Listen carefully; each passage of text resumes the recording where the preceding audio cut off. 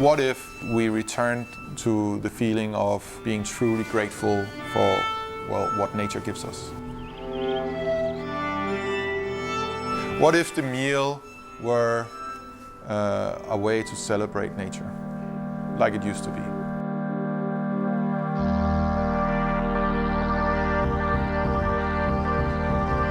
Hoje, a natureza vai ganhar vida ao longo de uma aventura na Noruega, com o chefe Esben Bang. Esben é o único chefe norueguês detentor de 3 estrelas Michelin e vai viajar por florestas e fiordes para viver uma experiência culinária que explorará a essência da gastronomia nórdica e da hospitalidade escandinava.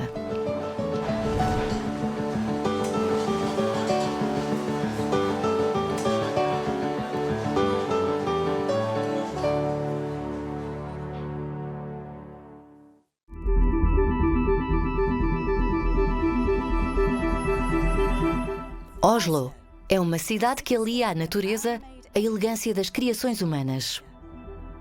A chegada do verão revitaliza a capital norueguesa e esta época especial traz consigo calor, cor e alimentos.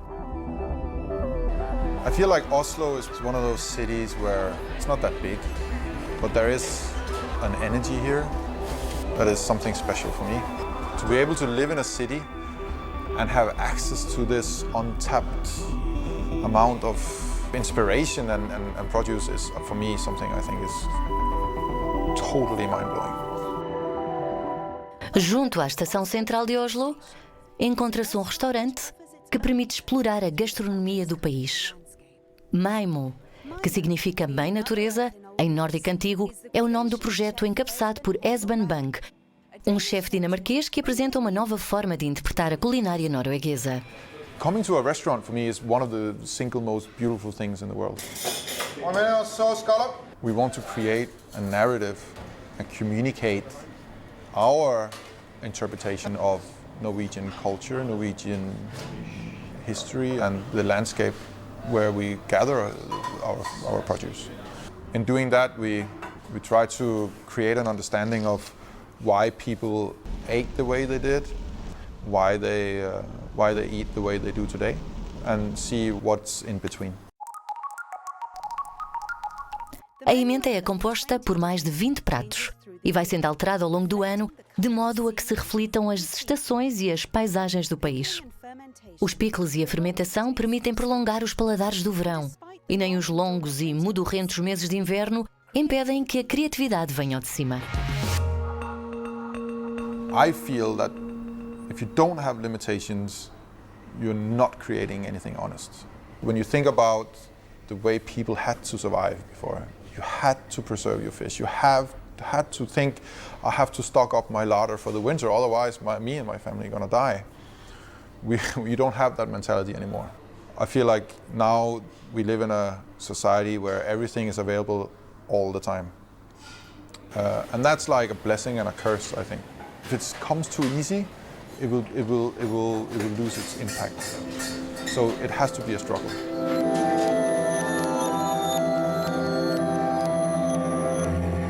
Os alimentos produzidos localmente são essenciais ao sucesso do Maimo.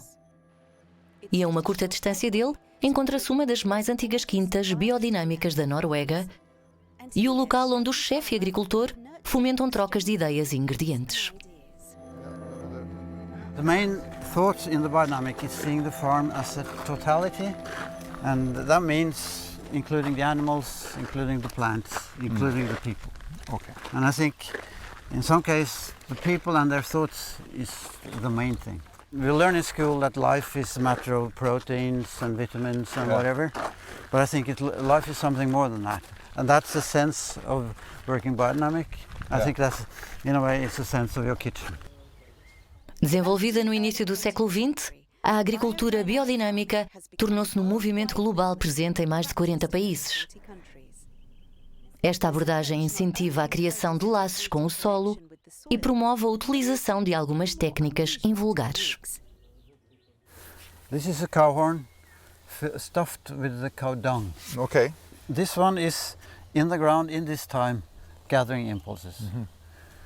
So then we take this and stir it in water intensively for 1 hour, and then we spread it thinly. The content of this is enough for this whole field. Okay. It's 50 grams or something. Oh, okay. So it's not a matter of giving matter to the soil, it's a matter of giving an impulse. For me at least, I think that organic and definitely biodynamic farming is better. It's better for me, it's better for taste. I don't know if it's because of the cow horns or if it's because of the passion that people have that's working with the farm. But for me, it's definitely, I would choose biodynamic over conventional anytime.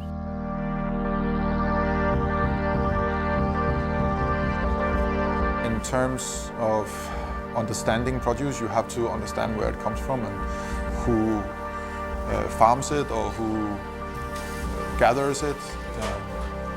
We want this restaurant to be defined by where we are in the world. So that's why it's important.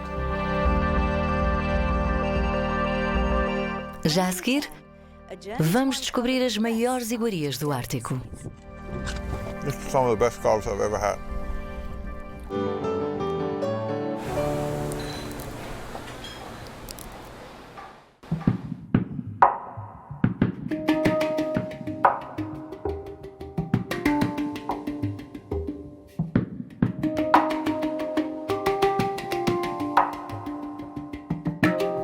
O Ártico e a sua paisagem, aparentemente deserta, são lar de alguns dos animais mais esquivos do mundo e também uma fonte de inspiração para um dos melhores chefes da Escandinávia. Ever since I've been a child, I've always been very much in love with the Arctic environment. I get a sense of both tranquility and it's also something like, I think you can get transported back in time almost. So when you distill it down at what we do at the restaurant, what I do as a person, this is everything. O chefe Esben Bank deixou a capital norueguesa e viajou para norte, em direção a Nordscott, uma pequena aldeia pescatória localizada a 300 km para lá do Círculo Polar Ártico. Aqui encontra-se a desfrutar de uma aventura culinária que lhe vai permitir seguir as rotas dos barcos vikings que usavam estas águas para as suas viagens de comércio e descoberta. Nordscott é o lar de apenas 60 pessoas, mas o chefe dirigiu-se cá para visitar uma em específico. Roddy! Esben, how you doing, man? Good to see you again. Good to see you. Welcome home. Thank you. Ready to go and do a bit of fishing? I'm so ready. Let's go, boy. Yes, sir. Roderick Sloan é um senhor escocês que mergulha há já mais de uma década nestas águas repletas de vida e que fornece marisco aos melhores restaurantes do mundo, entre os quais está o Maemo.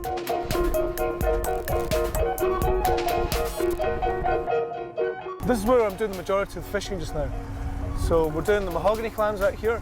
There's also a little sneaky scallop bed here. What is it that makes this area or this region so special to dive in? Because we're here in the spring just now, it's not so cold, yeah, but in the winter time it's very cold. Yeah. But for me, okay, it's my place of zen. When I'm on the bottom, okay, I can think clearly, and it's a very, very special place for me. I only have two sounds in the bottom.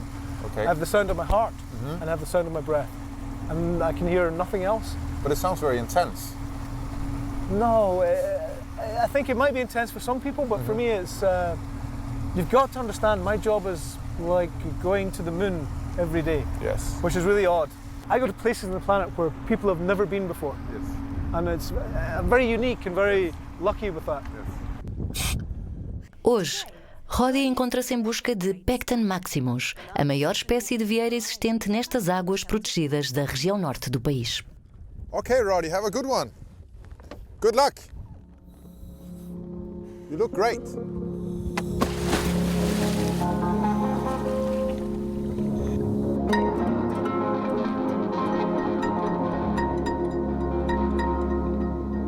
As vieiras são consideradas uma iguaria e são apanhadas à mão, no leito marinho, um local onde vivem até 20 anos. São as águas límpidas e salgadas desta região que conferem às vieiras o seu paladar complexo. Roderick is not only is a good friend, but he's also a very important part of Maemo. We're trying to achieve the same thing, trying to gather the best, I would say, presents that the nature can give us. Wow. All right, what have we got? All right, so let's see here. You want to share this one, maybe? Definitely, chef. All right, let's go. Oh, is he still moving? All right, ready. Cheers. Oh, it's salty, intensely sweet. This is some of the best scallops I've ever had.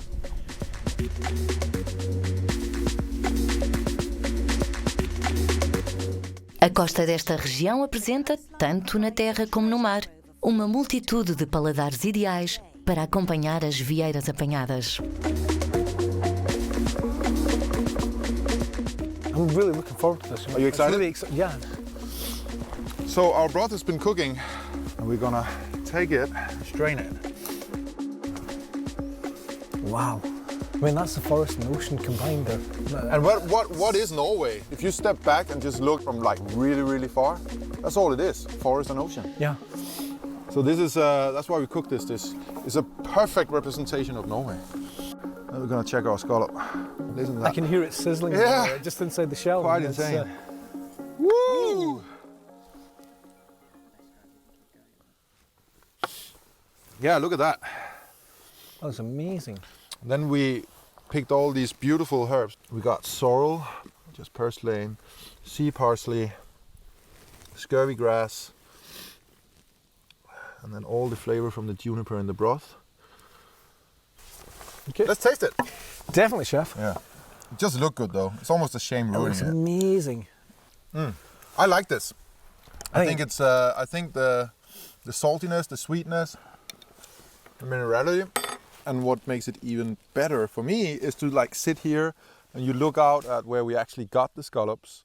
We picked all the beautiful herbs along the coastline, and it's just there's something poetic about eating something and sitting outside where you actually gathered it. Yeah. But the really amazing thing about here is, on the ocean, it's about a fellowship. There are no strangers in the ocean. We're all friends. We just So if I was sailing by in a ship, I would be invited in for coffee. always. Always. It's always like that. If you need a bed at night, okay, the door's always open. Coming here, I understand this. We see what grows around here and on the coastal line. We understand the scallop or the mahogany clam or whatever it is we're pulling out of the water in a more profound way. Yeah. And it's about understanding where does it come from and what does it mean to the community. That's also part of it. You take my community here in the north and you spread it to the entire world. Just Well, from my let's work. eat this before it gets Definitely, cold. chef. I'll let you get the next bite. Well, Good. that's a good one.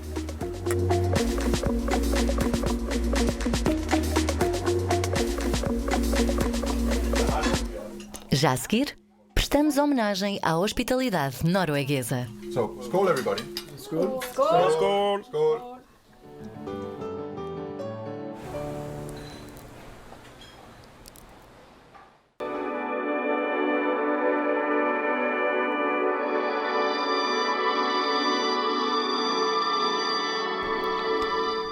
O sol da meia-noite sobre o Círculo Polar Ártico.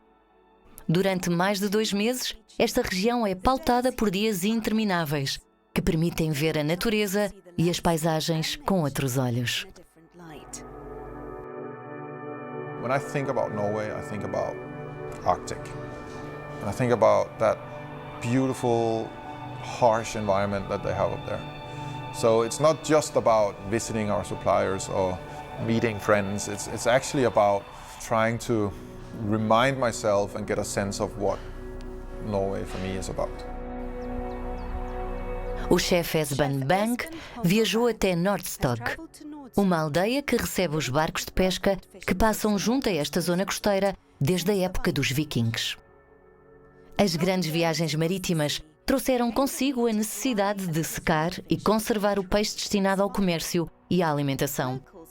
Os habitantes desta região já salgam bacalhau desde o século XVII e Erling Eknebi continua a utilizar técnicas tradicionais para produzir klippfisk, uma especialidade nórdica. Yeah. how much you want. Yeah, it's perfect. Okay. Yeah. Obviously, this is something that not a lot of people are doing anymore. But why do you feel that this is important for you to do? I think this is a part of our food culture. Yeah. And it's starting to disappear. I could be the last generation doing this. I'm not sure, but very few people do this now. So it's a matter of also not only preserving the fish, but to preserve our culture and heritage. Yeah, and it's a bit of pride as well. Yes. And also because it tastes absolutely fantastic. Exactly. Após passar 5 semanas coberto de sal, o bacalhau está pronto para ser lavado e seco. But you can see that the moist is gone out. Yeah. It's already much more firm and dry. Yeah. And these were in old times. Now you're supposed to be washing the salt off. This was obviously a woman's job. Because the men, they were out fishing. Yeah, of course. And they sat down by the sea. Yeah. And they used a wool. A wool glove. Yeah, because if you would do it too hard, you would ruin the flesh of the fish. Exactly. Okay. And then how long will it be lying here? Depending on the weather, Yeah. this is between 3 or 6 weeks. After 3 to 6 weeks, it will become bone dry. Yeah. And then, You feel it. but then it sits. Then you can have it for how long? I've tasted it 3 years old. 3 years old.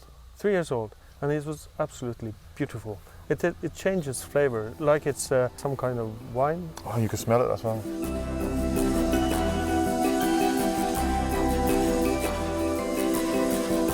Okay, I'll start. I'll get a big piece. I'll get all. I've been waiting for this for so long.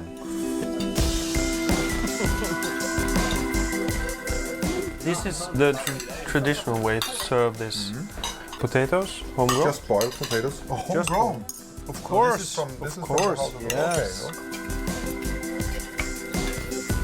Well, it's salty, but it's not that salty, is it? This region, the ships would sail through, and I think that's something that maybe still sits in your DNA here. There's a very hospitable Probably. part of the world, and Yes, because I believe you would remember a meal if the company is as good as the meal. I agree. Obviously, we live pretty far from each other. You know? yeah. There's not a lot of houses No, here. no. So if someone pays a visit, then it's It's a special quite occasion. nice. I've always had the idea of these remote places being places where people kind of look after themselves and like not deal so much with other people, but coming here and experiencing the warmth and the way that people has taken us in is I think is something really beautiful. Some of the experiences we've had here is something I'll remember for the rest of my life. Just like driving in the boat across the fjord and you got whales right next to you and seeing those steep mountains, and it's just breathtaking, and I think it just makes you fall in love with this country all over again. So, skål everybody. Skål. Skål.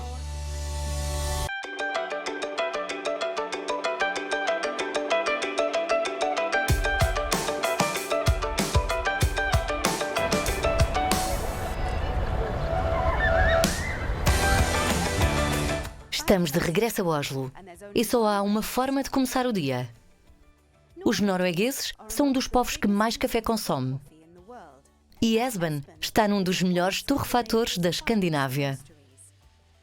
Antes de começar a preparar a refeição que vai servir aos seus familiares e amigos, o chefe compra um último ingrediente. Well, coffee is one of those things that I think, like food, you can gather people around the table and you start a conversation, you get people over, so it's almost an excuse for being social.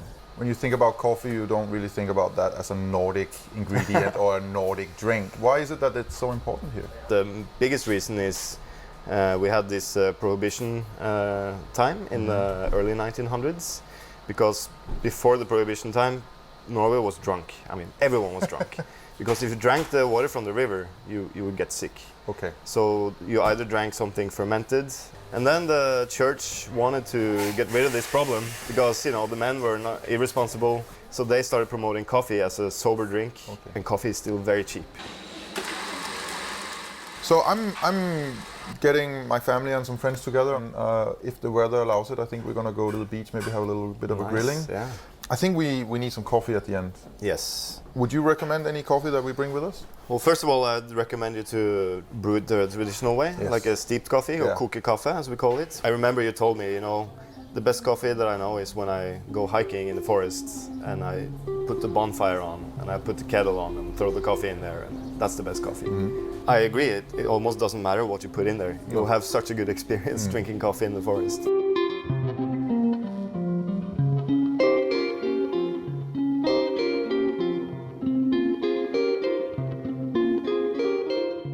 My food memories are connected with family, with summer. Something like, when you're a kid,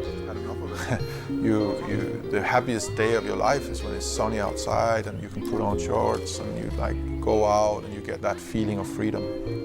For this final meal, I just want to meet some friends and my family and just meet in a beautiful setting and enjoy some delicious food and some delicious drinks and have a good time.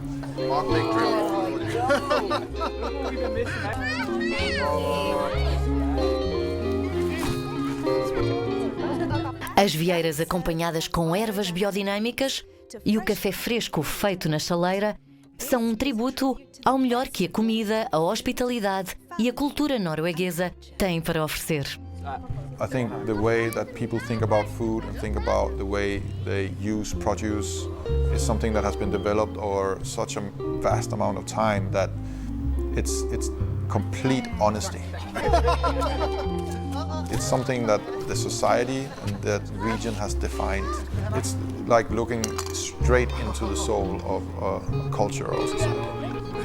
Meeting around a table and enjoying food is for me one of the most beautiful things in life. Aceda a cnn.com/journeys para saber mais acerca da experiência culinária de Esben e partilhe as suas aventuras gastronómicas no Instagram utilizando a hashtag CNNFood.